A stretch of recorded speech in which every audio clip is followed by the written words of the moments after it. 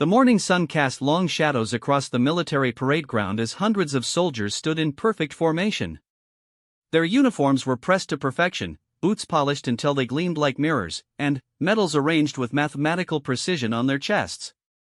The air was thick with anticipation and the faint scent of morning dew on grass that had been trimmed to exactly 2 inches in height.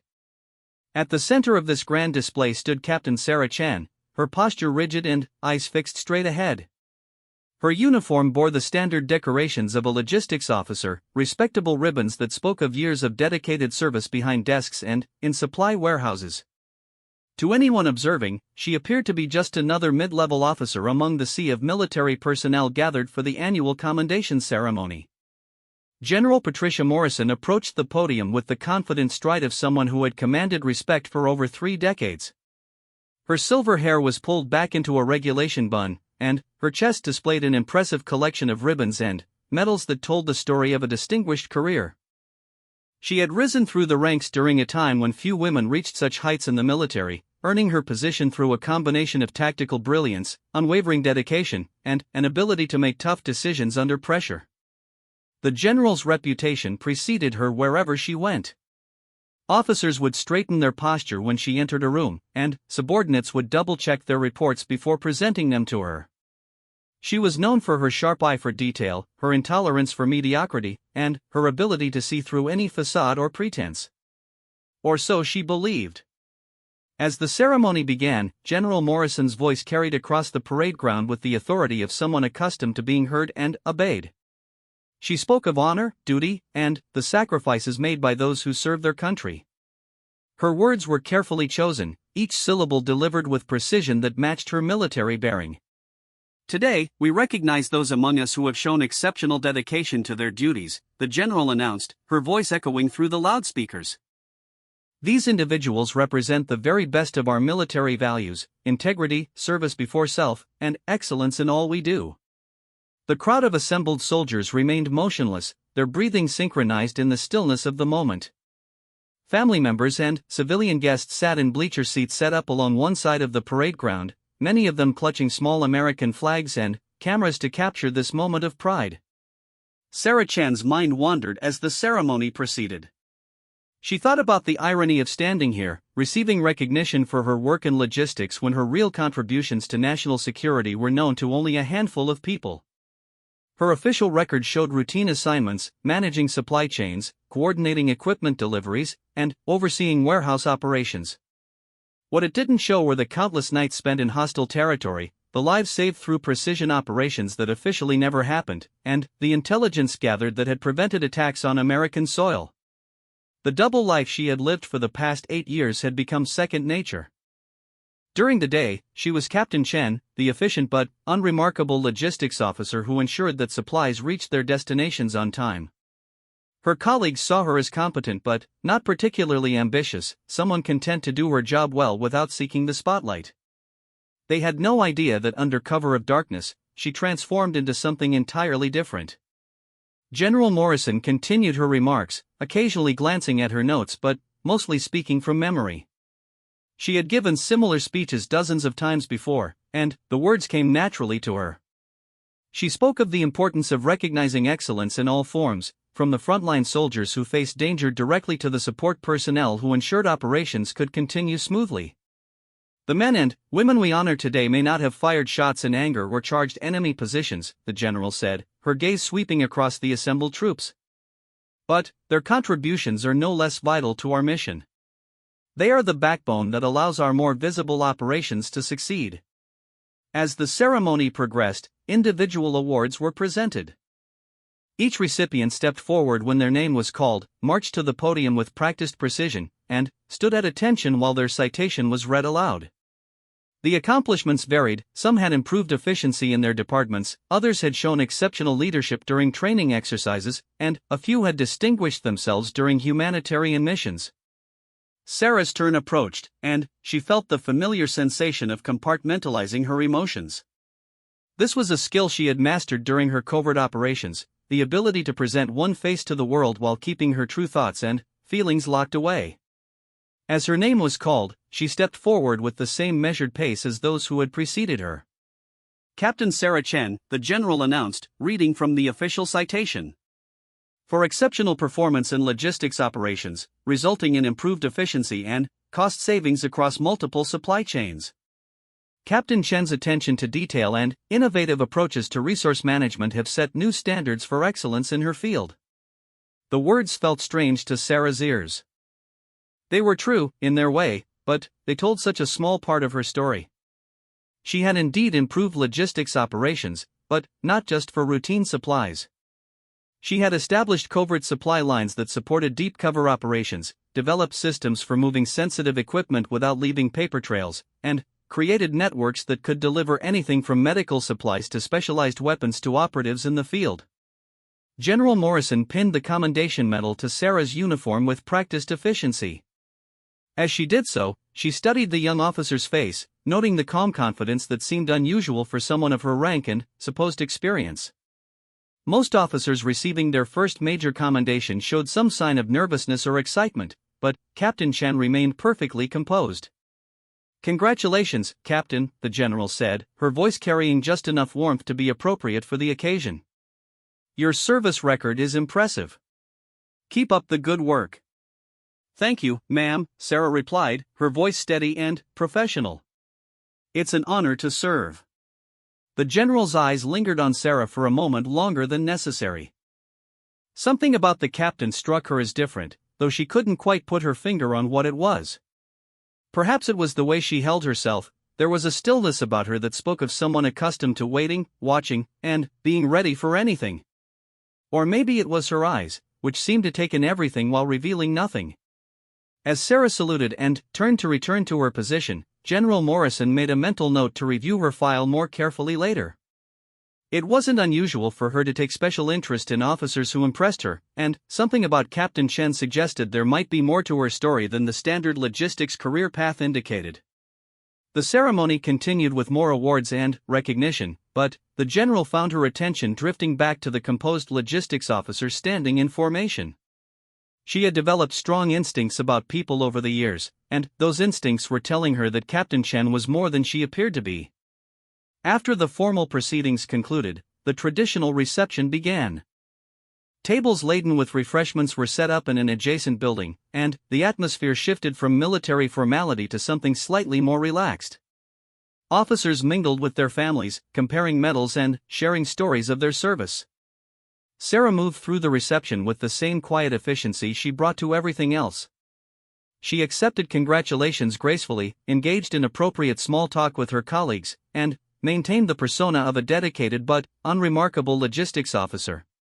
To the casual observer, she was simply another professional doing her job well and being recognized for it. General Morrison worked the room with the skill of someone who had attended hundreds of similar events. She knew how to balance accessibility with authority, how to make each person feel valued while maintaining the respect due her rank. But, throughout the evening, she found herself observing Captain Chen from across the room. The young officer's interactions were polite but brief. She didn't seem to seek attention or try to leverage her award into networking opportunities. Instead, she appeared content to remain somewhat in the background, speaking when spoken to but not actively working the room like many of the other award recipients. "General Morrison?" A voice interrupted her observations. She turned to find Colonel Williams, her chief of staff, approaching with a concerned expression. "What is it, Colonel?" she asked, stepping away from the crowd to hear him better. "We just received word of a developing situation," he said in a low voice. "There's been an incident at one of our overseas facilities. Initial reports are sketchy, but it appears we may have lost contact with a special operations team." The general's demeanor shifted immediately from social host to military commander. "How long ago?" "Communication was lost approximately 40 minutes ago," Colonel Williams replied. "The team was conducting a routine reconnaissance mission, but their last transmission indicated they may have encountered unexpected resistance." General Morrison nodded grimly. She knew that routine reconnaissance often served as code for more sensitive operations, and the loss of contact with any special operations team was cause for immediate concern. "What assets do we have in the area?" "Limited options, ma'am." The facility is in a politically sensitive region, and we can't openly deploy additional forces without risking diplomatic complications. As they spoke in hushed tones, neither officer noticed Captain Chen slowly making her way toward the exit. Her departure was as unremarkable as her presence had been throughout the evening, quiet, professional, and drawing no attention to itself. Sarah's mind was already shifting gears as she left the reception. The celebration felt like a lifetime ago, though only minutes had passed since she overheard fragments of the urgent conversation between the general and her chief of staff. Years of training had taught her to pick up on subtle cues and piece together information from seemingly unrelated sources. She made her way to her quarters with unhurried steps, maintaining the appearance of an officer simply returning home after a pleasant evening of recognition and socializing. But, beneath the surface, her mind was racing through possibilities and contingencies. If there was indeed a special operations team in trouble, and if the situation was as diplomatically sensitive as it appeared, then certain protocols might soon be activated. In her quarters, Sarah changed out of her dress uniform and into casual civilian clothes. She carefully placed her new commendation medal in a small box with her other awards, decorations that told the official story of her career but revealed nothing of its hidden chapters. The contrast between her public recognition and her classified contributions didn't bother her. She had long ago accepted that the most important work often went unrecognized and unsung. Her secure communication device, hidden behind a false panel in her closet, remained silent. But she knew that could change at any moment. The life of a covert operative involved long periods of routine punctuated by sudden bursts of intense activity. She had learned to remain constantly ready for either possibility. As the evening wore on, the reception at the base continued with typical military social functions, war stories shared over drinks, families proudly displaying newly awarded medals, and officers networking for future opportunities. But, in the general's office, a different kind of activity was taking place.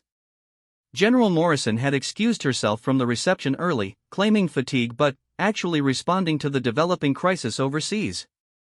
Her office, normally a showcase of military bearing and organizational efficiency, had been transformed into a command center with secure communication equipment and situation maps spread across every available surface. "What's our latest intelligence?" she asked Colonel Williams as she reviewed the classified briefings that had accumulated during the reception. "Still no direct contact with the team, but we're picking up increased enemy communications in their operational area," he reported. "It appears they may have stumbled into a much larger enemy presence than anticipated." The general studied the map showing the team's last known position. The area was marked with various symbols indicating friendly forces, suspected enemy positions, and politically sensitive zones where military action could have far-reaching diplomatic consequences. "Options?" she asked curtly. "Limited, as I mentioned before. We can't send in conventional forces without potentially triggering an international incident. The host country has made it clear that any obvious military intervention would be viewed as a violation of their sovereignty." General Morrison frowned as she considered the alternatives. Special operations teams were trained to handle unexpected situations and extract themselves from dangerous positions, but communication blackouts usually indicated either equipment failure or capture. Neither possibility was acceptable when it came to her people. "What about our other assets in the region?" she asked.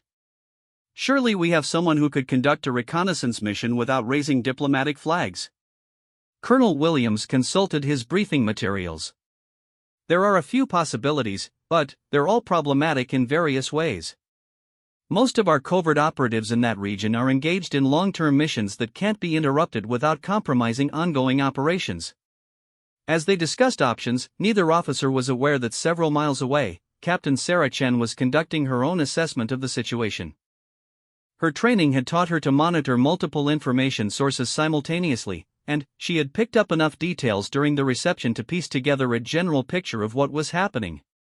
The skills that made her valuable in covert operations weren't limited to combat and infiltration. She had also developed an exceptional ability to analyze complex situations quickly and identify potential solutions that others might overlook. As she reviewed what she knew about the current crisis, she began formulating approaches that could address the immediate problem while minimizing long-term complications.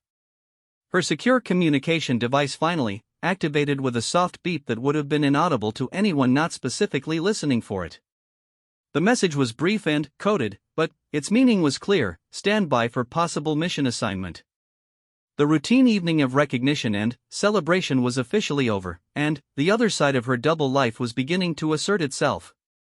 Sarah's transformation from unremarkable logistics officer to covert operative wasn't dramatic or sudden. Instead, it was a gradual shift in focus and awareness, like adjusting the lens on a camera to bring a different aspect of the scene into sharp focus. The skills and training that remained hidden during her public duties emerged naturally, as if she were simply changing clothes for a different occasion. She began her standard pre-mission routine, checking equipment that officially didn't exist and reviewing contingency plans that had never been committed to paper. Years of experience had taught her that successful operations depended as much on careful preparation as on skills deployed in the field. Meanwhile, back at the command center, General Morrison was growing increasingly frustrated with the limited options available to address the crisis. Every potential solution seemed to carry unacceptable risks or complications, and time was running short for the missing special operations team. "There has to be something we're overlooking," she said, pacing behind her desk as she studied the situation maps. "We don't abandon our people, regardless of the diplomatic complications." Colonel Williams nodded in agreement, but his expression remained grim. "I understand the sentiment, ma'am, but we're constrained by both political reality and operational limitations. Any obvious military response could destabilize the entire region." The general's frustration was evident in her tone as she replied, "Then, we need a response that isn't obvious. Someone who can get in, assess the situation, and either extract our people or provide the intelligence we need to mount a proper rescue operation." As she spoke, her mind drifted back to the reception and her observations of Captain Chen. There had been something about the young logistics officer that had captured her attention, a quality that suggested depth beyond her official role. But the idea of a supply chain specialist being involved in a special operations crisis seemed absurd. What General Morrison didn't know was that at that very moment, Captain Sarah Chen was reviewing classified mission parameters and preparing for an assignment that would soon bring her into direct contact with the crisis that was consuming the general's attention. The intersection of their paths was approaching, though neither woman realized it yet. The night was still young, but events were already in motion that would challenge assumptions, reveal hidden truths, and demonstrate that in the world of military operations, appearances could be not just deceiving, but dangerously misleading. The ceremony had been about recognizing service and dedication, but it was about to become the prelude to something far more complex and significant than anyone could have anticipated. 3 hours after the reception ended, Sarah Chen found herself in a nondescript warehouse on the outskirts of the military base. The building appeared abandoned from the outside, with rusted metal siding and broken windows that suggested it hadn't been used for years. But appearances, like so many things in Sarah's world, were carefully constructed deceptions. Inside, the warehouse hummed with quiet activity. Banks of computer monitors cast blue light across faces of technicians who worked with the focused intensity of people accustomed to high-stakes situations. Maps covered every wall, marked with colored pins and symbols that told stories of ongoing operations across the globe. This was the nerve center of activities that officially didn't exist, staffed by people whose names appeared on no organizational charts. Major David Rodriguez looked up from a bank of monitors as Sarah approached. His weathered face bore the marks of someone who had spent years in hostile environments, and his eyes held the constant alertness of a man who had survived situations where a moment's inattention could mean death. He had been running covert operations when Sarah was still in high school, but he treated her with the respect accorded to an equal rather than a subordinate. "Chen," he said simply, his voice carrying the gravity that accompanied all conversations in this place. "We've got a situation developing fast. The special ops team that went dark earlier tonight, we've confirmed they're in enemy hands." Sarah nodded, her expression remaining neutral as she absorbed the information. "Intelligence assessment? Preliminary intercepts suggest they're being held in a compound approximately 15 kilometers from their last known position," Rodriguez continued, pointing to a location marked on one of the wall maps. "The facility is heavily guarded and located in terrain that makes conventional rescue operations nearly impossible without massive collateral damage. The major handed her a tablet containing detailed satellite imagery and intelligence reports. As Sarah studied the information, her mind automatically began analyzing approach routes, security vulnerabilities, and extraction possibilities. This was the kind of rapid tactical assessment that had made her valuable in covert operations, the ability to process complex information quickly and identify solutions that others might miss. Political complications, she asked, though she already suspected the answer. Significant, Rodriguez confirmed. The host government has made it clear that any obvious military intervention will be treated as an act of aggression. They're already suspicious about our presence in the region, and a botched rescue attempt could destabilize our entire operation there. Sarah continued studying the intelligence reports, noting details that would be crucial for mission planning. The compound was located in an urban area with high civilian population density, which ruled out most direct assault options. The terrain was mountainous, providing natural defensive positions for the enemy but also offering potential concealment for infiltration attempts. Timeline, she asked. Unknown, but probably measured in hours rather than days, Rodriguez replied grimly. Intelligence suggests the captives are being prepared for transport to a different location. Once they're moved, finding them again will become exponentially more difficult.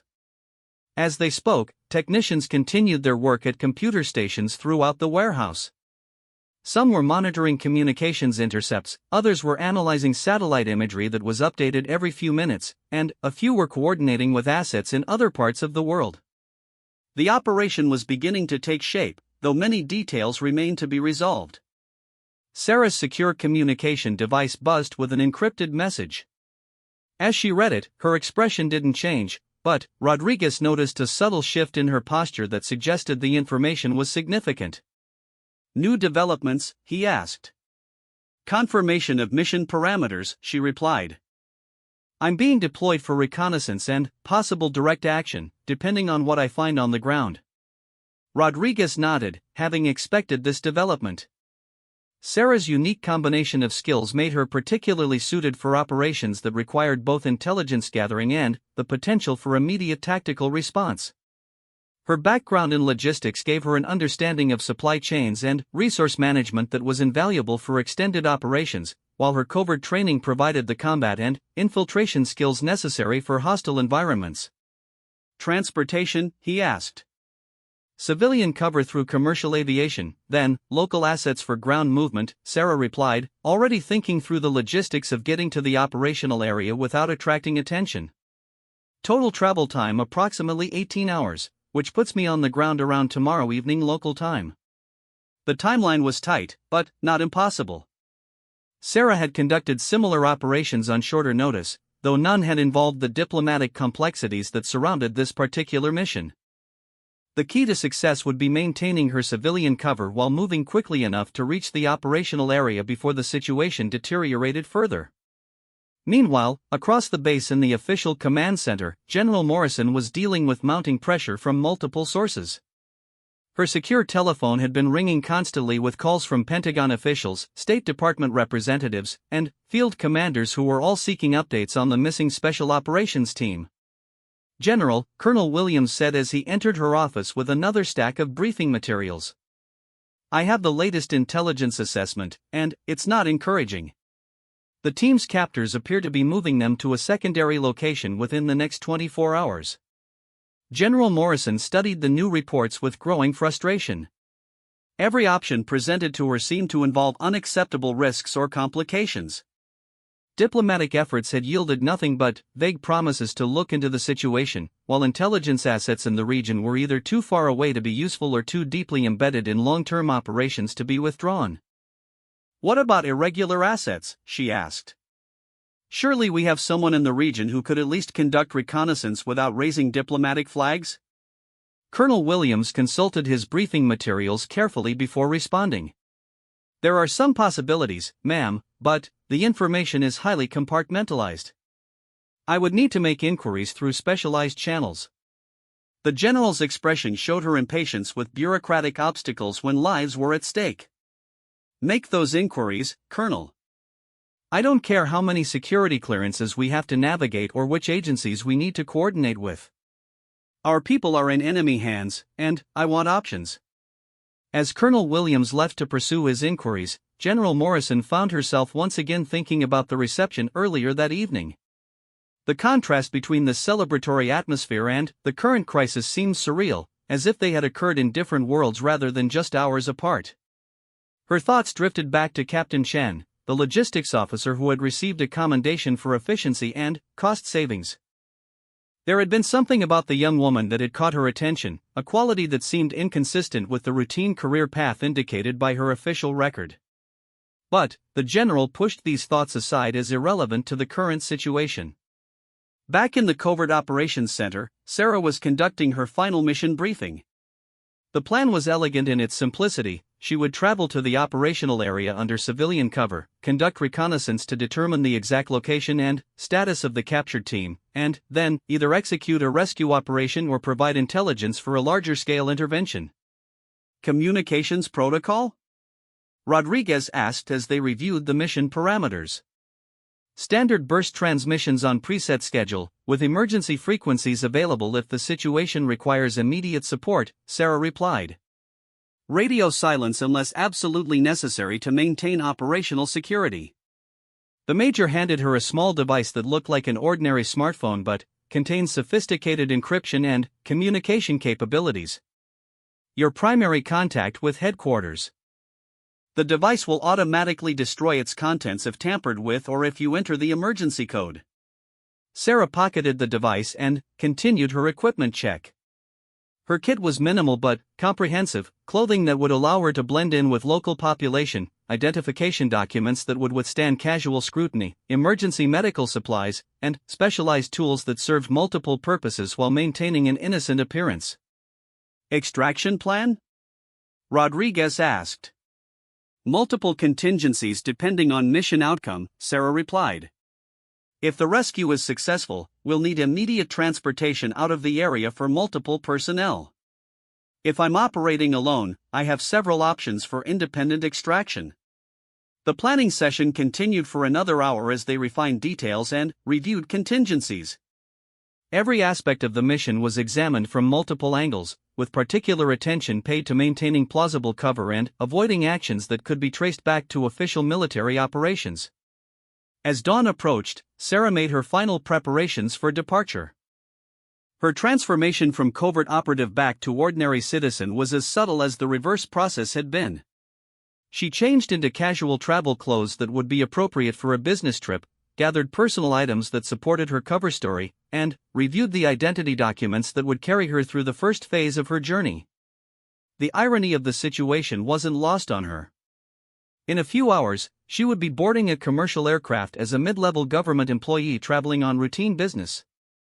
Fellow passengers would see exactly what her cover identity projected: a competent professional making a necessary but unremarkable trip. They would have no idea that they were sharing the flight with someone capable of infiltrating enemy compounds and conducting precision rescue operations. Rodriguez walked with her to the vehicle that would take her to the civilian airport. "Remember," he said as they approached the car, "this one's particularly sensitive. The diplomatic stakes are higher than usual, and we can't afford any mistakes that could be traced back to official sources." Sarah nodded, understanding the implications. Success would mean the safe return of the captured team and the preservation of larger strategic interests. Failure could result not only in the loss of additional lives but also in diplomatic consequences that could affect military operations throughout the region. "I'll be in touch according to the established schedule," she said as she got into the vehicle. "If you don't hear from me within 72 hours, assume the mission has been compromised and activate contingency protocols." As the car pulled away from the warehouse, Sarah began her mental transition from the covert operations environment to the civilian world she would need to navigate for the next 18 hours. The skills required for successful cover maintenance were different from those needed for tactical operations, but equally important for mission success. Meanwhile, General Morrison was beginning another day of crisis management. Her office had become a command center where updates flowed in from multiple sources, each adding new pieces to a puzzle that seemed to become more complex rather than clearer. The diplomatic pressures were intensifying, with representatives from various government agencies offering conflicting advice about appropriate responses. "General," Colonel Williams said as he entered with the morning briefing materials, "I have an update on the irregular asset inquiry we discussed last night." "Go ahead," she replied, looking up from the intelligence reports she had been reviewing. "It appears we do have someone in position to conduct reconnaissance in the operational area," the colonel said carefully. "However, the information is highly classified, and I'm told that operational details are being handled through channels that don't directly report to this command." General Morrison's frustration was evident in her voice. "Are you telling me that we have an asset capable of helping our people, but I'm not authorized to know the details of the operation?" "That appears to be the case, ma'am," Colonel Williams replied. "The operation is being coordinated at a level above our normal chain of command, with oversight from agencies that specialize in this type of activity." The general understood the implications of what she was being told. There were military operations that fell outside normal command structures, conducted by personnel who officially didn't exist and supervised by organizations that maintained plausible deniability about their activities. She didn't like the lack of direct control, but she recognized that such operations sometimes represented the best hope for resolving situations that couldn't be addressed through conventional means. "Can you at least tell me whether this asset is likely to be effective?" she asked. Colonel Williams consulted his notes carefully. "The individual has an exceptional track record for this type of mission, with particular expertise in both reconnaissance and direct action capabilities. If anyone can locate our people and either extract them or provide the intelligence needed for a successful rescue, this would be the person to do it." As they discussed the classified operation, neither officer realized that the asset they were discussing had just boarded a commercial flight that would carry her halfway around the world under cover so convincing that even trained intelligence officers would have no reason to suspect her true identity or purpose. Sarah settled into her economy class seat and accepted a magazine from the flight attendant. To her fellow passengers, she was simply another business traveler beginning what appeared to be a routine trip. Her behavior was perfectly normal. She read during takeoff, accepted the in-flight meal without complaint, and made polite conversation with the passenger sitting next to her. But, beneath this ordinary exterior, her mind was constantly working through mission parameters and contingencies. She reviewed mental maps of the operational area, analyzed intelligence reports she had memorized, and planned approaches for various scenarios she might encounter. The 18-hour journey would give her time to complete her mission preparation while maintaining perfect cover as an unremarkable civilian passenger. The flight continued through the night, carrying Sarah toward a confrontation that would test every aspect of her training and experience. Behind her, General Morrison continued to manage a crisis through official channels, unaware that the solution might already be in motion through systems that operated beyond her knowledge or control. The intersection of their two worlds, official military hierarchy and covert operations, was approaching, though neither woman yet understood how dramatically their paths would soon converge. The dusty streets of Kandahar buzzed with the typical chaos of a city caught between ancient traditions and modern conflict. Sarah emerged from the small hotel where she had spent her first night in country, her appearance transformed once again to match her current cover identity. Gone was the business traveler from the commercial flight. In her place stood a freelance journalist whose credentials would withstand all but the most intensive scrutiny. Her clothing was practical but worn, suggesting someone who had spent considerable time in the field. A canvas messenger bag contained camera equipment, notebooks, and press credentials that told the story of someone documenting humanitarian efforts in the region. The transformation was complete down to the smallest details: calluses on her hands from handling camera equipment, a small scar on her thumb from changing film in difficult conditions, and the slightly weathered appearance of someone who spent more time outdoors than behind a desk. The local contact she was waiting for appeared exactly on schedule, approaching her table at the outdoor cafe with the casual confidence of someone conducting routine business. Ahmed was a man whose age was difficult to determine. His face showed the accumulated stress of living in a conflict zone, but his movements retained the energy of youth.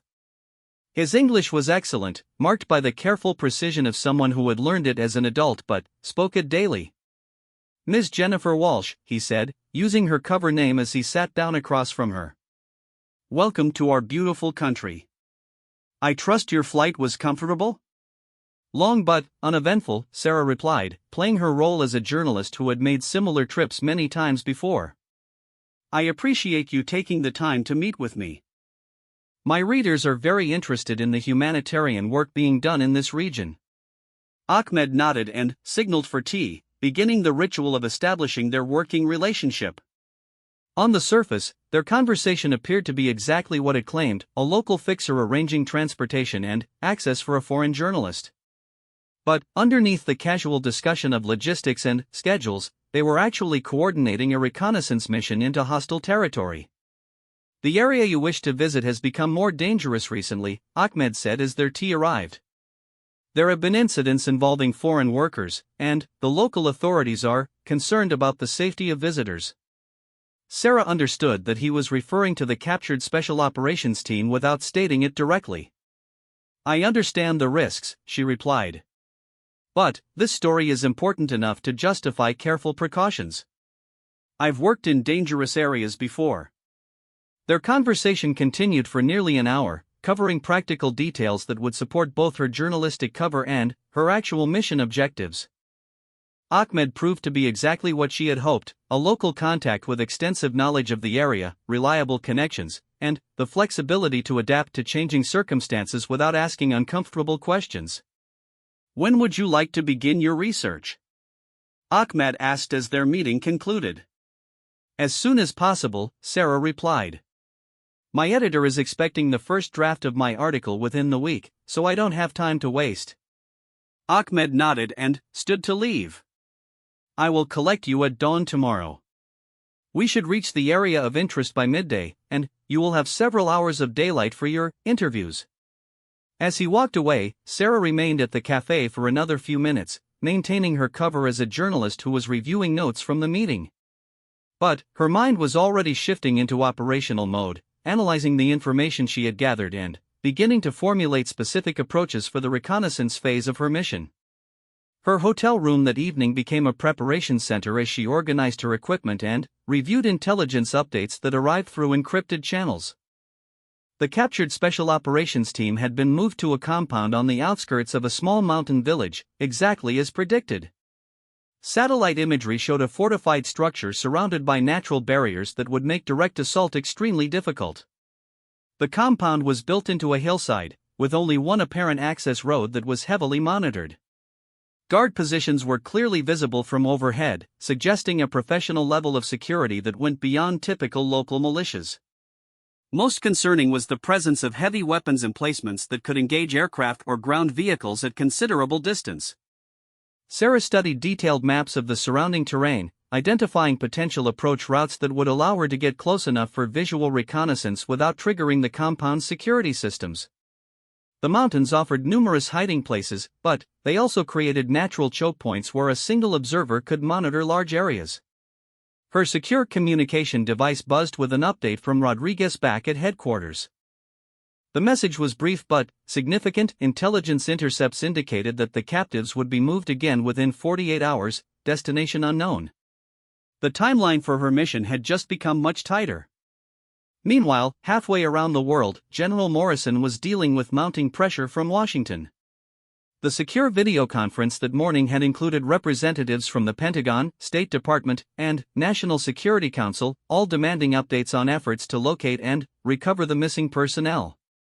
General, the Deputy Secretary of Defense had said during the call, I need to be clear about the political ramifications here. Any military action that can be traced back to U.S. forces could destabilize our relationships throughout the region. The diplomatic costs could far exceed the value of any tactical success. General Morrison had responded with barely controlled frustration. Sir, we're talking about American service members being held by hostile forces. I understand the diplomatic concerns, but we cannot abandon our people regardless of the political complications.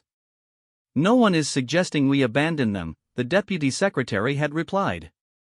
But any response must be carefully calibrated to avoid escalation. We're looking at options that provide plausible deniability while still addressing the immediate situation. The call had ended with no clear resolution, leaving General Morrison to continue managing a crisis where every potential solution seemed to create new problems. She knew that somewhere in the classified world of covert operations, efforts were being made to address the situation, but her lack of direct involvement left her feeling powerless and frustrated. Colonel Williams entered her office as she was reviewing the latest intelligence reports. "Ma'am, I have an update on the irregular asset we discussed yesterday." "Go ahead," she said, looking up from the papers spread across her desk. "The operation is proceeding according to plan," Williams reported. "The asset has reached the operational area and is beginning reconnaissance activities. Initial reports suggest that the mission parameters are being followed precisely." General Morrison felt a mixture of relief and continued frustration. Relief that someone was finally taking direct action to address the crisis, but frustration that she remained outside the decision-making process for an operation involving her personnel. "Timeline?" she asked. "Unknown, ma'am. The operation is being conducted under strict communication security protocols, with updates provided only when absolutely necessary. We should receive a full briefing once the reconnaissance phase is complete." Back in Afghanistan, Sarah was beginning her final approach to the target area. Ahmed had proven to be as capable as advertised, navigating mountain roads that barely deserved the name and avoiding checkpoints that could have compromised their mission. His vehicle was perfectly suited to the terrain, old enough to be unremarkable but reliable enough to handle the demanding conditions. "The village is just ahead," Ahmed said as they rounded a bend that offered their first view of their destination. "We should leave the vehicle here and continue on foot. Too many strangers arriving by car would attract attention." Sarah gathered her equipment and began the transformation from passenger to field operative. Her movements were economical and practiced, each piece of gear placed in exactly the right location for quick access. The camera equipment that supported her cover was balanced with more specialized tools that would be needed for reconnaissance and potential rescue operations. The village appeared peaceful from a distance, with smoke rising from cooking fires and children playing in the dusty streets. But Sarah's trained eyes identified subtle signs of tension: too few people visible for the time of day, windows that remained shuttered despite the pleasant weather, and an absence of the normal sounds that characterized rural communities. "The compound is approximately 2 kilometers beyond the village," Ahmed explained as they began walking. "The path becomes difficult after we pass the last houses, and we will need to be very careful not to be observed." Their approach took them through narrow streets where the architecture told stories of conflict and resilience. Some buildings showed recent repairs, while others bore the scars of violence that had occurred years earlier. The local residents they encountered were polite but cautious, offering the minimal acknowledgement appropriate for strangers in a place where strangers often brought trouble. Sarah maintained her journalist persona throughout their passage, occasionally stopping to photograph scenes that would support her cover story. But her real attention was focused on gathering intelligence about local security arrangements, escape routes, and potential sources of assistance if her mission became compromised. As they reached the outskirts of the village, the terrain became increasingly challenging. The path Ahmed had mentioned proved to be little more than a goat track that wound through rocky outcroppings and patches of scrub vegetation. Progress was slow and demanded constant attention to footing and concealment. "From this point, we must be very quiet," Ahmed whispered as they approached a ridge that would give them their first view of the target compound. "The guards sometimes patrol beyond the perimeter, and sound carries far in these mountains." Sarah nodded and began moving with the silent precision that had been drilled into her during covert operations training. Each step was placed carefully to avoid loose stones or dry vegetation that could betray their presence. Her breathing was controlled and quiet, and she used hand signals to coordinate their movements as they approached the observation position. The view from the ridge exceeded her expectations for both good and bad reasons. The compound was exactly where intelligence reports had indicated, built into a natural depression that provided excellent defensive positions.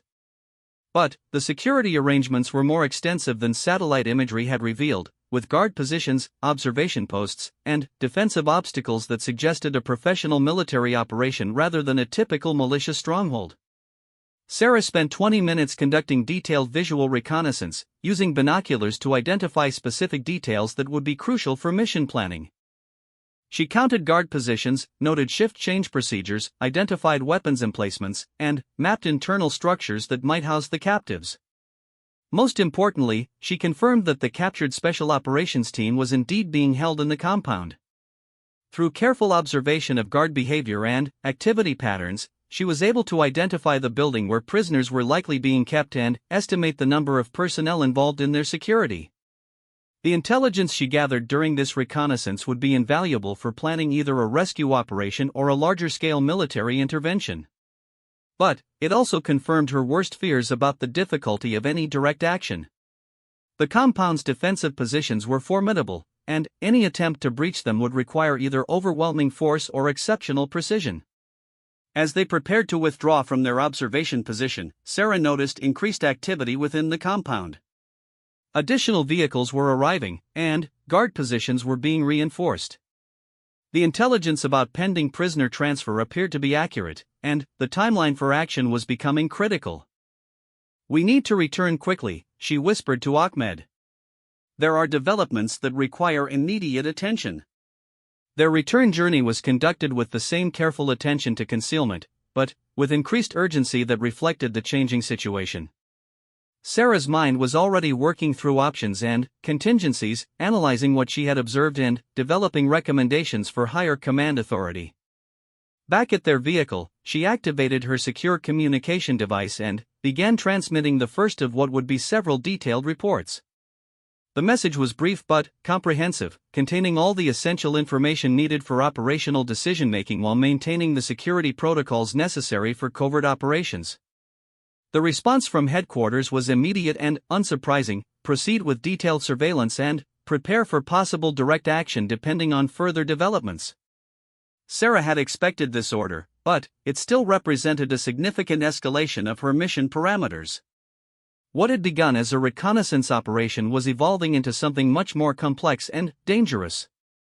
That evening, as she reviewed her options and prepared for what might be her final night of relative safety, Sarah reflected on the chain of events that had brought her to this point. Less than 48 hours earlier, she had been standing in dress uniform, receiving recognition for routine logistics work. Now she was preparing for a mission that could determine the fate of captured Americans and potentially influence diplomatic relationships throughout the region. The transformation from logistics officer to covert operative was complete, but the most challenging phase of her mission was just beginning. Everything she had trained for over the years would be tested in the next 24 hours, as she moved from observation to direct action in one of the most dangerous environments she had ever encountered. The pre-dawn darkness provided perfect cover as Sarah made her final approach to the compound. She had spent the last 6 hours moving through terrain that would challenge an experienced mountaineer, using natural features and shadows to remain invisible to the security systems she had observed during her reconnaissance. Every step had been planned and executed with precision that reflected years of training in environments where a single mistake could mean death. Her equipment had been reduced to absolute essentials: weapons, communication gear, medical supplies, and specialized tools that could serve multiple purposes while maintaining minimal weight and bulk. The journalist cover had been completely abandoned, replaced by the black clothing and tactical gear appropriate for a nighttime infiltration operation. Ahmed had departed hours earlier, his part in the operation completed successfully. His local knowledge and connections had been invaluable for getting her into position, but the direct action phase was something she would have to handle alone. The risks of involving civilian assets in combat operations were too great, regardless of their willingness to help. The compound's security routines had become predictable during her extended observation period. Guard rotations occurred every 4 hours, with a brief window of reduced vigilance during each shift change. Perimeter patrols followed established routes that created temporary gaps in coverage for anyone who understood the timing. Most importantly, the guards appeared to be focused on preventing large-scale assault rather than detecting individual infiltrators. Sarah reached her final approach position just as the 0400 guard rotation began. She could see the guards moving through their routine, their movements illuminated by the compound's security lighting. The shift change would create approximately 8 minutes of opportunity, enough time for a skilled operator to breach the perimeter and reach the building where the captives were being held. Her secure communication device vibrated with a final message from headquarters. The intelligence update was brief but critical. Satellite thermal imaging had confirmed the location of the captives and identified guard positions throughout the compound. More importantly, intercepts indicated that prisoner transport would begin in less than 3 hours. This was her last opportunity to conduct a rescue before the captives disappeared into a network that could hide them indefinitely. The message concluded with authorization for direct action and extraction of all American personnel. Sarah acknowledged receipt and powered down the device. From this point forward, she would be operating in complete radio silence until the mission was complete or she activated emergency extraction protocols. Moving with the fluid precision that characterized elite special operations personnel, Sarah crossed the final 100 meters to the compound's perimeter wall. The structure was imposing but not insurmountable, 12 feet of concrete topped with razor wire and monitored by electronic sensors. However, her reconnaissance had identified a section where recent construction had created a blind spot in the sensor coverage. The breach was conducted with tools that left no permanent damage or obvious signs of entry. Within 90 seconds, Sarah was inside the compound and moving toward her primary objective. The internal layout matched her expectations based on satellite imagery, but she remained alert for changes that might indicate increased security or unexpected obstacles. The building housing the captives was a converted storage facility located in the compound's center, positioned to make any rescue attempt extremely difficult. Guards were posted at both entrances, with additional personnel conducting irregular patrols throughout the immediate area. Getting inside would require eliminating or neutralizing multiple sentries without raising an alarm. Sarah's approach was methodical and silent. Each guard position was assessed individually, with careful attention paid to sightlines, communication protocols, and response procedures. The security arrangements were professional but not exceptional, competent enough to deter casual intrusion but vulnerable to someone with advanced training and specialized equipment. The first sentry was neutralized using techniques designed to render him unconscious quickly and quietly. Sarah dragged his body into a shadowed area where it wouldn't be discovered during routine patrols, then moved to her next objective. Each subsequent guard was handled with the same clinical efficiency, creating a path through the compound's defenses that would remain undetected for at least 30 minutes. The building's main entrance was secured by a heavy steel door that would resist conventional breaching methods. But Sarah's reconnaissance had identified an alternate access point, a ventilation grate that connected to a duct system large enough to accommodate human passage. The entry was cramped and uncomfortable, but it delivered her directly into the building without triggering any security systems. Inside, the facility was divided into multiple rooms that had been converted from storage to detention purposes. The air was thick with the smell of unwashed bodies and poor ventilation, conditions that suggested the captives had been held here for several days. Sarah moved through the corridors with extreme caution, using hand signals and whispered communications to locate and identify the American personnel. She found them in a reinforced room near the building's center, 3 men who showed the effects of captivity but appeared to be in relatively good physical condition. Their response to her appearance was a mixture of relief and professional skepticism, recognizing that rescue operations in hostile territory often went wrong despite the best planning and execution. Captain Sarah Chen, U.S. Army Special Operations, she whispered, using her real identity for the first time since beginning the mission. I'm here to get you out. The team leader, a grizzled sergeant named Patterson, studied her with eyes that had seen too many operations go wrong. How many people you got with you, Captain? Just me, Sarah replied as she began cutting their restraints with tools designed for precisely this purpose. But we have extraction support standing by once we clear the compound. Patterson's expression showed his concern about the odds they were facing.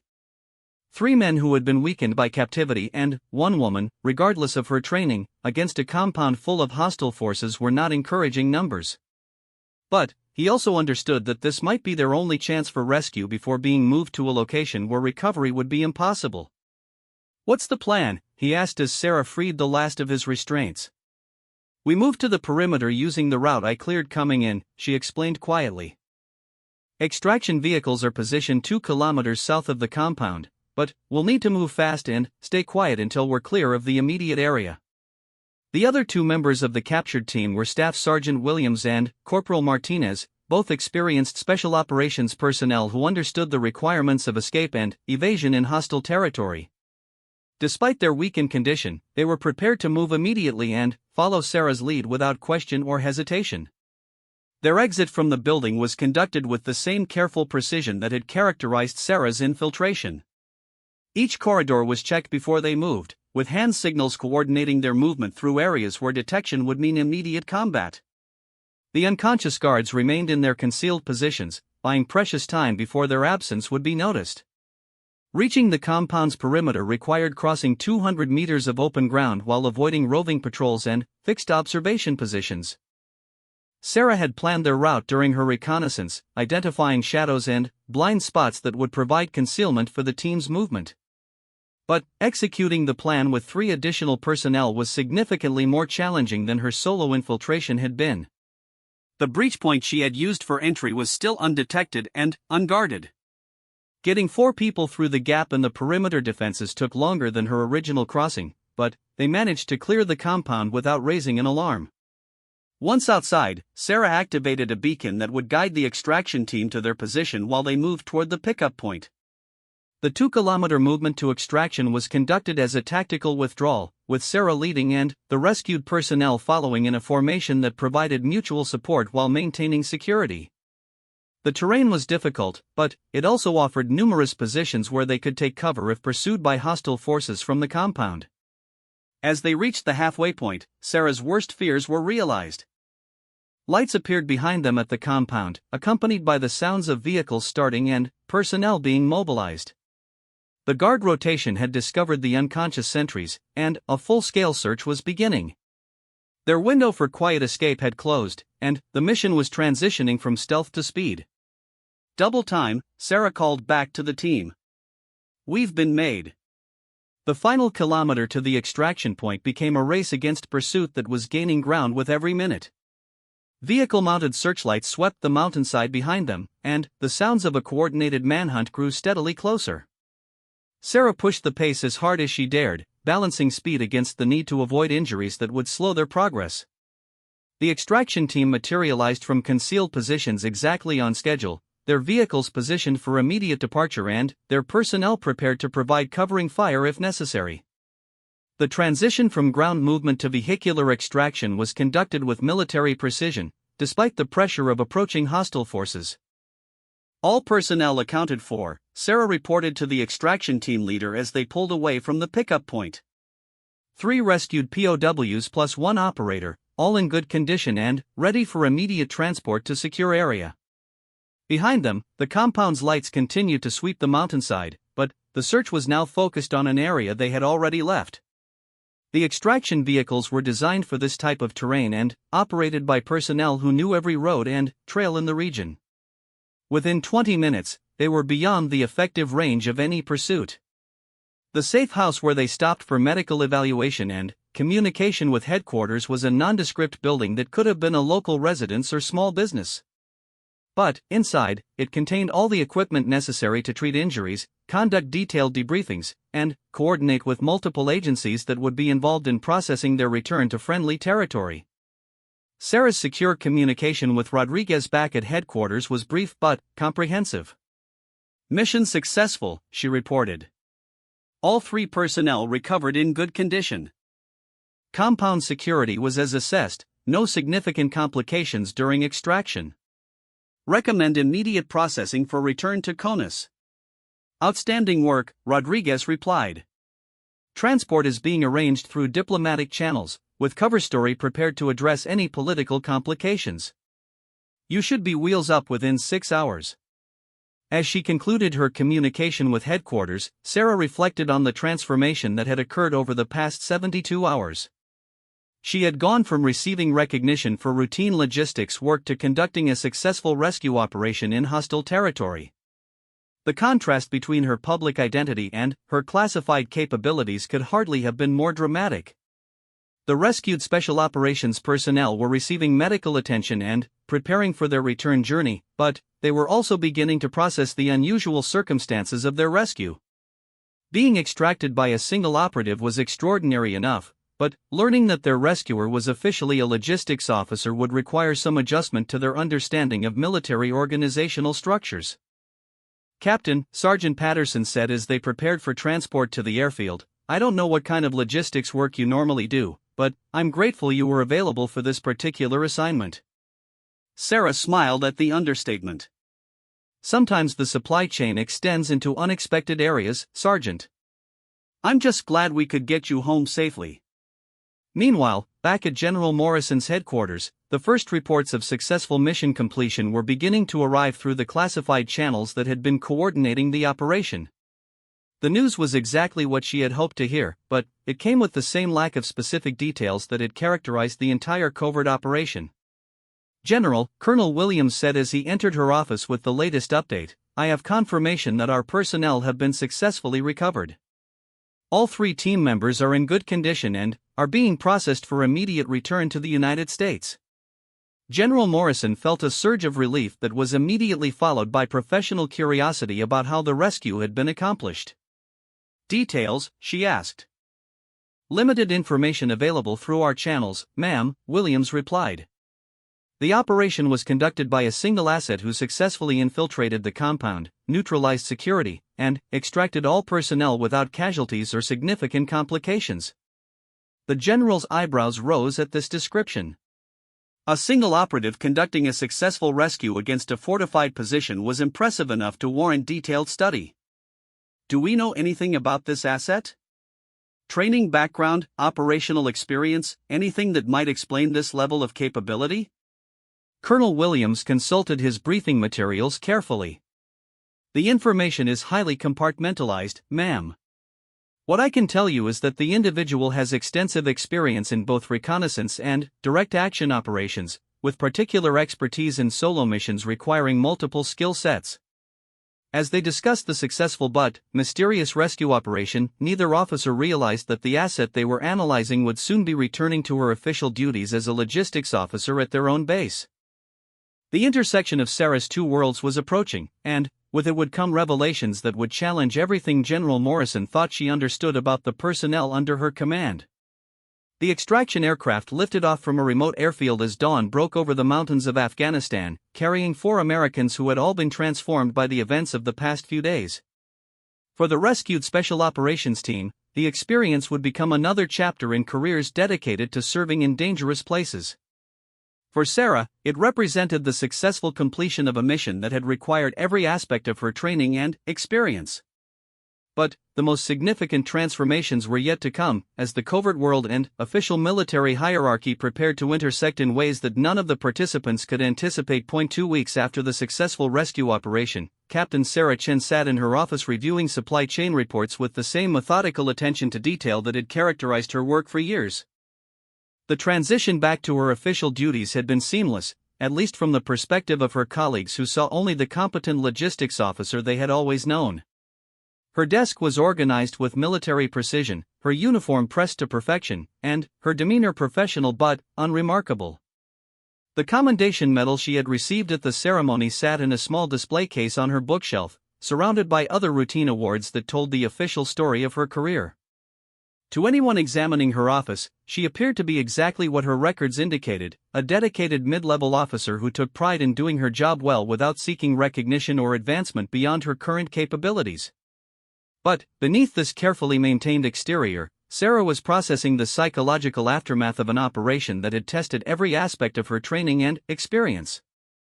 The transition from combat operations back to routine administrative duties was always challenging, requiring mental compartmentalization that allowed her to function effectively in both worlds without letting either role compromise the other. Her secure communication device, hidden in its usual location, had remained silent since her return to the base. This was normal protocol for the period following a successful covert operation, a cooling-off time that allowed all participants to resume their official duties while operational security procedures were completed and lessons learned were analyzed by higher authorities. The rescued Special Operations Team had been debriefed extensively by their chain of command and were now undergoing the routine medical and psychological evaluations that followed extended captivity. Their reports about the rescue operation had been carefully sanitized to protect Sarah's identity and maintain the compartmentalization necessary for ongoing covert operations. Meanwhile, General Morrison was dealing with the administrative aftermath of the crisis that had dominated her attention for nearly a week. The successful recovery of her personnel had resolved the immediate problem, but it had also generated numerous questions about how the rescue had been accomplished and what lessons could be learned for future similar situations. "Colonel Williams," she said as her chief of staff entered the office for their morning briefing, "I want to discuss the after-action analysis of the rescue operation. Have we received any additional details about how this was accomplished?" Williams consulted his briefing materials carefully before responding. "Limited additional information, ma'am. The operational details remain highly classified, but I can tell you that the success was attributed to exceptional planning, precise execution, and what the report describes as innovative tactical approaches that maximized the capabilities of available assets." The general studied the sanitized report with professional interest. Her years of military experience had taught her to read between the lines of official documents, and this particular report suggested that something unusual had occurred during the rescue operation. Single-operator extractions against fortified positions were extraordinary achievements that typically involved personnel with exceptional training and experience. "Do we have any information about bringing this asset to brief our staff on advanced rescue techniques?" she asked. "This kind of expertise could be valuable for training our own special operations personnel." Colonel Williams shifted uncomfortably before responding. "Ma'am, I'm told that the individual involved operates under strict cover protocols that preclude any direct contact with conventional military units. The compartmentalization requirements are apparently quite extensive." General Morrison understood the implications of what she was being told, but her frustration with the barriers to interagency cooperation was evident in her voice. "So we have someone capable of conducting operations that our best special forces teams would find challenging, but we can't even meet this person to understand how it was done?" "That appears to be the case, ma'am," Williams replied. "However, I'm told that a comprehensive lessons learned analysis will be made available through appropriate channels once the operational security review has been completed." As they discussed the mysterious rescue operation, neither officer realized that the asset they were analyzing was working in a building less than half a mile away, processing routine logistics reports and maintaining the careful balance between her official duties and her classified capabilities. Sarah's morning was interrupted by a call from Major Rodriguez, conducted through secure channels that appeared to be routine coordination between logistics and operations divisions. To anyone monitoring their conversation, it would seem like a standard discussion of supply requirements and delivery schedules. "Chen," Rodriguez said, using the professional tone appropriate for official communications, "I need to discuss some upcoming requirements for specialized equipment deliveries. Can you meet me at Warehouse 7 at 1400 hours? "Certainly, sir," Sarah replied, understanding that this was notification of a debriefing session rather than a discussion of actual logistics issues. "I'll bring the current inventory reports for your review." Warehouse 7 was the same nondescript building where she had received her mission briefing 2 weeks earlier. Her arrival that afternoon was as unremarkable as any of her routine visits to various storage facilities around the base. To observers, she was simply a logistics officer conducting normal business with operations personnel. Inside, Rodriguez was waiting with a debriefing team that included intelligence analysts, operational planners, and medical personnel who specialized in post-mission evaluation. The session was comprehensive but also carefully structured to maintain the compartmentalization necessary for ongoing operations. "Outstanding work on the recent assignment," Rodriguez began, using language that would be meaningless to anyone without proper security clearance. The customer was completely satisfied with the delivery, and all quality control measures were met or exceeded. Sarah understood that he was referring to the successful rescue and the positive reaction from higher command authorities. "Thank you, sir. The coordination was excellent, and the local assets proved to be very reliable. I would definitely recommend similar arrangements for future deliveries in that region." The debriefing continued for nearly 2 hours, covering every aspect of the mission from initial planning through final extraction. Sarah's reports were detailed and professional, providing information that would be invaluable for future operations while maintaining the security protocols necessary to protect both personnel and methods. "One final item," Rodriguez said as the session concluded. "There may be some recognition for this particular delivery at higher levels, but obviously it will need to be handled through appropriate channels." The customer's satisfaction was noted by some very senior officials. Sarah nodded, understanding that the successful rescue had generated positive attention in Washington but that any recognition would have to be compartmentalized to protect her cover identity. This was a familiar aspect of covert operations. The most significant achievements often received the least public acknowledgement. As she prepared to leave the warehouse, Rodriguez handed her a sealed envelope containing her next assignment. "Standard logistics coordination," he said with a slight smile. "Nothing too exotic this time, just some routine supply chain management for ongoing operations." Sarah pocketed the envelope and returned to her official duties, knowing that she would review the new assignment later in the privacy of her quarters. The cycle of dual identities was continuing, with each role informing and supporting the other in ways that would be invisible to casual observers. That evening, as she reviewed the new mission parameters, Sarah reflected on the unusual nature of her career. Most military personnel developed expertise in specific areas and advanced through predictable promotion paths. Her trajectory had been different, requiring her to maintain competence in routine administrative duties while developing advanced capabilities in areas that officially didn't exist. The next morning brought an unexpected development that would challenge the careful separation she had maintained between her two professional identities. Colonel Williams appeared at her office door, wearing the expression of someone who was about to make an unusual request. "Captain Chan," he said as he entered her office, "I have what might be considered an unusual assignment for you. General Morrison has requested that all logistics personnel with clearances above secret level attend a special briefing this afternoon regarding lessons learned from recent operations." Sarah felt a momentary tension as she processed this information. Special briefings involving classified operations were not typical for logistics officers, and the timing seemed more than coincidental given her recent return from the covert mission. "Certainly, sir," she replied, maintaining her professional demeanor while her mind analyzed potential complications. "Should I bring any specific materials or reports?" "Just your normal notebook," Williams responded. "This is more of an informational briefing rather than a working session. The general wants to ensure that all relevant personnel understand how recent operational successes were achieved."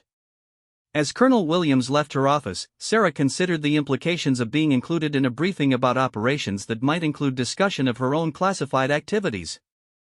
The compartmentalization that protected covert operations was designed to prevent exactly this type of situation, but occasionally the boundaries between official and classified activities became blurred. The briefing was held in the base's main conference room, with approximately 20 officers from various departments in attendance. General Morrison presided over the session, which was officially classified at the secret level, high enough to discuss sensitive operations but not so high as to exclude personnel with routine clearances. "Ladies and gentlemen," the general began, "I want to discuss some recent operational successes that demonstrate the importance of interagency cooperation and innovative tactical approaches. While I can't provide specific details about classified operations, I can share some general lessons that apply to all of our activities." Sarah listened carefully as the general discussed the importance of maintaining diverse capabilities, the value of personnel who could operate effectively in multiple environments, and the need for logistics support that could adapt to unconventional requirements. The briefing was carefully structured to avoid compromising operational security while still providing useful information to the assembled officers. "The rescue operation I want to focus on today," General Morrison continued, "was accomplished by a single individual who demonstrated exceptional versatility and professional competence. This person was able to conduct reconnaissance, plan and execute a complex infiltration, neutralize security measures, and extract multiple personnel from a heavily defended position." As the general spoke, Sarah maintained her neutral expression while processing the surreal experience of hearing her own mission described in sanitized terms. The irony of sitting in a briefing about an operation she had personally conducted was not lost on her, but she gave no indication of her involvement to anyone in the room. "The individual responsible for this success," the general continued, "apparently combined advanced tactical training with detailed knowledge of logistics and supply chain management. This combination of skills allowed for innovative approaches that conventional special operations might not have considered." At this point, General Morrison's gaze swept across the assembled officers, lingering briefly on each face as she continued her remarks. When her eyes met Sarah's, there was a moment of assessment that seemed longer than the casual glance she had given the other attendees. "The lesson here," the general said, "is that exceptional capabilities can exist in unexpected places. personnel who appear to have routine assignments may actually possess skills and experience that make them valuable for unconventional missions. This is why it's important for commanders to really know their people and understand all of their capabilities. As the briefing continued, Sarah began to realize that General Morrison's seemingly routine presentation was actually a carefully constructed examination of the personnel in the room. The general was looking for something, or someone, and her methods were both subtle and systematic. The presentation concluded with a discussion of how logistics personnel could better support special operations through improved understanding of unconventional requirements and enhanced flexibility in resource allocation. Several officers asked questions about specific scenarios, and the general responded with detailed explanations that demonstrated her comprehensive knowledge of both conventional and covert operations.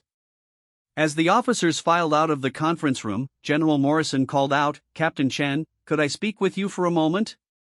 Sarah felt her pulse quicken slightly, but she maintained her professional composure as she approached the general's position at the front of the room. Colonel Williams remained nearby, suggesting that this conversation was official business rather than a casual discussion. "Captain," the general began, studying Sarah's face with the intense attention of someone evaluating a complex puzzle, "your performance record indicates exceptional competence in logistics operations, with particular strength in areas requiring innovative problem-solving and resource management." "Thank you, ma'am," Sarah replied, uncertain where this conversation was leading but prepared for multiple possibilities. "I'm curious about your background," General Morrison continued. "Your file indicates standard military education and training, but some of your efficiency improvements suggest knowledge that goes beyond typical logistics coursework. Have you had additional training in areas like operational planning or resource allocation for special operations?" Sarah recognized that she was being carefully interrogated by someone with extensive experience in evaluating personnel and detecting inconsistencies in official records. Her response needed to be truthful while maintaining operational security for her classified activities. "Ma'am, I've always been interested in understanding how logistics support can be optimized for various types of operations," she replied. "I've done some independent study of special operations requirements, and I've tried to apply those insights to improve efficiency in conventional supply chains." General Morrison nodded slowly, but her expression suggested that she was processing more than just the words Sarah had spoken. "Independent study is admirable, Captain. Have you ever considered applying for training that would allow you to work more directly with special operations units?" The question was carefully phrased, but Sarah understood its implications. The general was either offering her an opportunity to acknowledge classified training, or she was testing her response to determine whether such training might exist. "I believe I can serve most effectively in my current role, ma'am," Sarah replied diplomatically. "Logistics support is crucial for all operations, and I find the work both challenging and rewarding." General Morrison studied her for another moment before nodding approvingly. "Well said, Captain. Sometimes the most important contributions are made by personnel who focus on doing their assigned jobs exceptionally well rather than seeking recognition or advancement." As she prepared to dismiss Sarah, the general added one final comment that carried weight beyond its casual delivery. "Captain, if you ever find yourself in a situation where your particular combination of skills might be useful for unconventional missions, I hope you'll remember that good commanders take care of their people regardless of what kind of work they're doing." Sarah understood the subtext of this statement. General Morrison was indicating that she suspected the existence of Sarah's classified role and was offering protection and support without requiring explicit acknowledgement of activities that needed to remain compartmentalized. "Thank you, ma'am," Sarah replied. "I appreciate your confidence in my abilities." As she left the conference room, Sarah reflected on the careful dance that had just occurred. General Morrison had demonstrated that she possessed both the intelligence and experience necessary to identify personnel with unusual capabilities, but she had also shown the wisdom to respect operational security requirements even when they prevented her from accessing complete information about her own personnel. The conversation marked a subtle but significant shift in the relationship between Sarah's two professional identities. While her covert operations would continue to be compartmentalized and officially non-existent, she now had a commander who understood that valuable capabilities could exist in unexpected forms and who was prepared to provide support without requiring detailed explanations. Over the following weeks, Sarah noticed small changes in how she was perceived and utilized within the official command structure. General Morrison began including her in planning sessions that went beyond routine logistics, asking for her input on resource allocation for scenarios that seemed unusually complex or unconventional. The requests were always framed in terms of her logistics expertise, but they clearly drew on knowledge and experience that went beyond her official training. The integration was subtle but meaningful, representing a form of recognition that acknowledged her true capabilities while maintaining the security protocols necessary for ongoing operations.